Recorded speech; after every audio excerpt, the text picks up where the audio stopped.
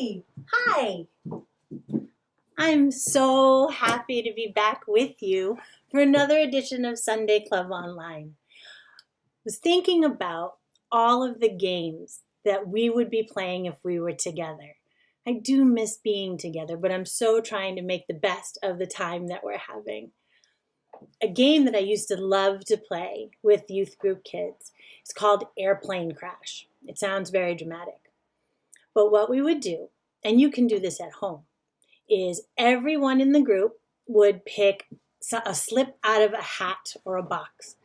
And on that slip would be some sort of injury or some sort of disability or ailment, right? So someone would have a broken arm and someone would have lost their sight. Someone would have lost the use of their legs. Someone had poison ivy and was itching real bad. And then there was the one magic ticket that said, "You're fine." Well, everyone would sit in chairs set up like an airplane, and the pilot, the leader, me, would say, "Okay, we are taking off. We'll be at an altitude of whatever." And then we'd hit some bumpy turbulence. And then the plane would sway one way and the plane would sway the other way, everyone pretending. And then all of a sudden, there would be a boom and there would be smoke out the side. And suddenly the plane was going down and we landed and crashed and everyone would throw themselves to the floor and pretend they had the ailment on their slip. One way or another, we had to get each other to safety, but do it with the disabilities that we had been given. It was fun, it was crazy, but it also taught us how to work together towards a common goal. Our lives are like that right now. Everyone is working really hard to make sure that they're okay and the people that they love are okay.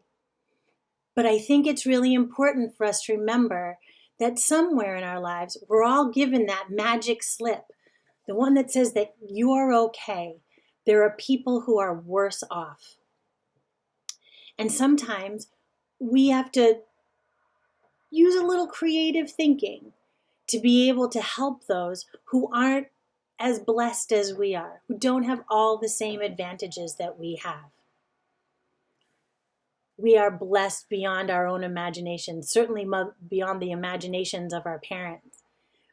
In this crazy time, in this pandemic season, what can you do to help someone who might be less fortunate, who might not have all the advantages that you have? It's something we're going to explore today. And we're going to talk about how it takes courage to speak out for the powerless. It's going to be in our Bible story that's coming up next. Our Bible story comes from the first book of Exodus, Exodus 1, verses 15 through 21. Let's talk after the story. Because he was afraid, the king of Egypt gave a terrible command to 2 Hebrew midwives, whose names were Shiphrah and Puah. He told them, "When you are helping a Hebrew woman give birth, if the baby is a boy, kill him. If she is a girl, let her live." But the midwives answered to God and not to the king, so they let the boys live too. The king called for them, and when they came, he asked them, "Why have you done this? Why have you let the boys live?" The midwives said, "O king, Hebrew women are so strong. They give birth on their own before we can even arrive." The community grew and became strong, and God was pleased with the midwives. Their disobedience to the king was faithfulness to God. Then Shiphrah and Puah had children of their own. This is the story from Exodus 1, 15 through 21. Did that story scare you a little bit? Bible stories can be very, very scary. It's a book filled with adventure and intrigue and violence sometimes. But it also is there to teach us things about a beautiful life that's been created for us, for all of us. That means that some of us who have privilege and power and positions where we can lead we have an extra responsibility to tell the truth and to do so with a lot of love. Shiphrah and Puah did that. They may have told a little white lie in response to the king's law, which was driven by fear. But in doing so, they saved an entire generation of young men. It was as if they had picked that one special ticket, the one that said, "You're fine," and knew that they had to do anything in their power to make sure that everyone in their care was okay. Have you ever had a situation where somebody asked you to do something or to join them in something that you knew wasn't right? It takes a special kind of courage at those times to stand up and say, "This isn't for me. This isn't what God would want me to do." Shiphrah and Puah showed compassion to the babies who had no power in their care. Who are some people that you can think of that don't seem to have much power in our world today? What could you do to help them, to speak for them, to stand with them, to have empathy and compassion for them? I had an idea, and I thought maybe you all could help me. As you know, many of us cannot attend even the outdoor church services that are going on right now. It makes it so that we're very disconnected from people in our church family. I know we all have one of these. This is our church directory. In this book are all the pictures and names and addresses of people that we used to worship with every Sunday. My hope is that through this video, through the videos on YouTube, and through the outdoor services, we all are still worshiping together, even though we might be spread apart. So I thought about this.